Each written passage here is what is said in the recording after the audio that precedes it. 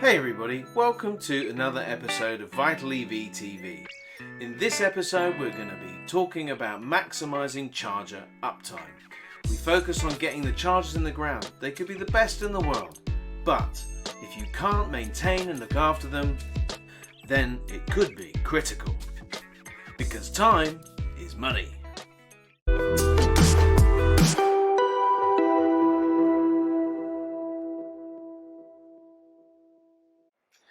So the great news is I'm joined by Alex Rae, Business Development Manager for Vital EV, who is going to help us understand the background to maximising charger uptime.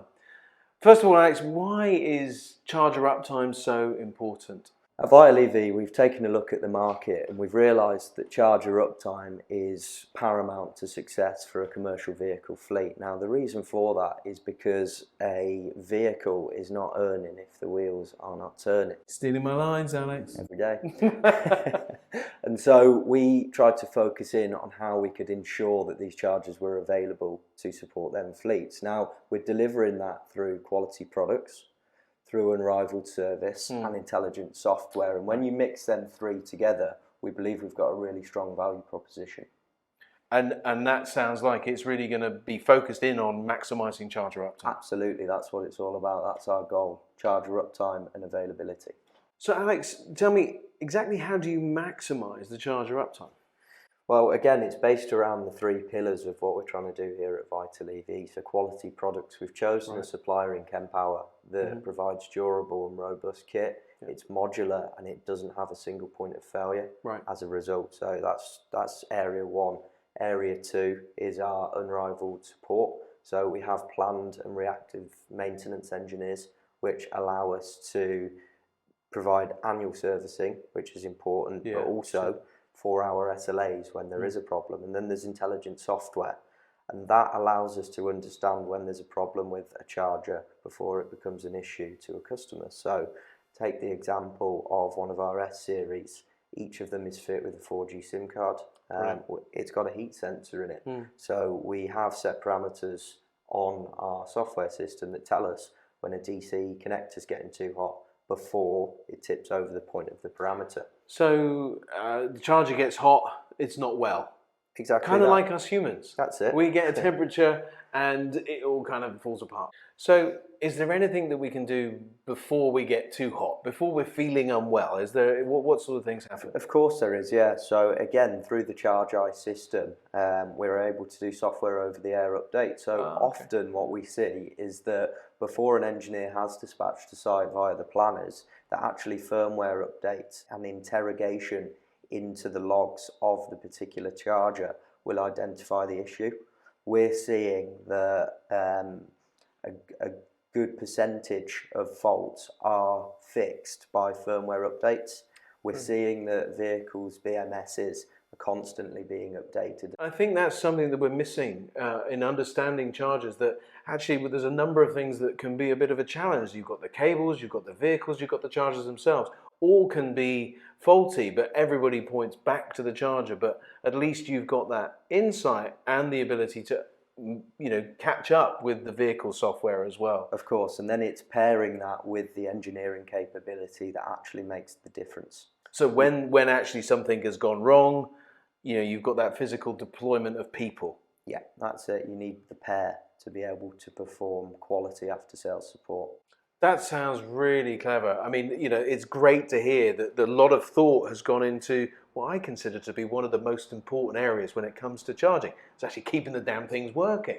So, I mean, you must be everywhere to be able to achieve this. I mean, what's the structure of the engineering side and the aftercare side of the business? Understood, yeah. So we're headquartered in Coventry with the National Operations Centre in Chester. Now, fortunately, that provides us with a central location to dispatch engineers as and when required based on customer request. But to aid and assist that, we also have satellite locations throughout the UK, ranging from Scotland right down through to South Somerset and the southeast of London. This ensures that wherever we are, wherever the customer problem is, that we can get there within 4 hours. These are time-served engineers, people that really understand power delivery, right?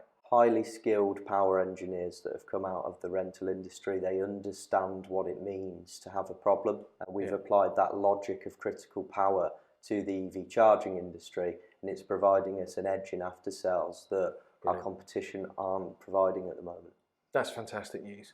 So, being a van geek, Alex, I've looked in the back of many a van and seen the layout and the parts and all.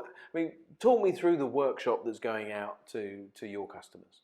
Yeah, understood. So as I said, we have a central headquarters based in Coventry, which essentially stores the critical spares and repairs needed to support our customers' networks. Again, then we have satellite engineers based around the country who have the consumables and the bits of kit that are more likely to fail, so that first fix, quick fixes can be done on the fly when they arrive. So that's a great value proposition. And I know we're in the National Operations Centre here in Chester. So what happens when a customer phones in with a problem? Well, often it begins long before the customer's actually phoned in to report a problem. Okay. So I mentioned the heat sensor as an example. Our Charge Eye software system has analytics in place which assess constant conditions of the charger. These conditions are then sort of fed back to the team? Well, they're categorised into P1, 2 and 3. Right. And then our operations team can understand the urgency of the issue and what we need to do to support it. At that point then, the planners are contacted and an engineer is deployed based from our workforce management system. So we can view and assess who's closest, who's got the correct skills and tools, and then we can get them on the way. How busy do we keep these boys? Do we give them days off and things? Well, we have rotors round the clock, so 24/7, 365, doesn't matter if it's Easter Sunday or Christmas afternoon, our team are out there and ready to support. So Alex, that's been a great understanding in exactly how you deliver on the promise. I mean, reliable products, that's critical, because to deliver on the whole 4-hour SLA, I was kind of a bit skeptical, but actually the reality is with robust products, you can do that. Couple that with your engineers all around the country, linking into this operations centre here with the software, with the job watch system, with the Charge Eye system, all linking together, gives a really strong support network for your customers, and ultimately maximising charger uptime, which ultimately is what it's all about. That's the goal. Keeping the wheels turning so that the vehicle's earning.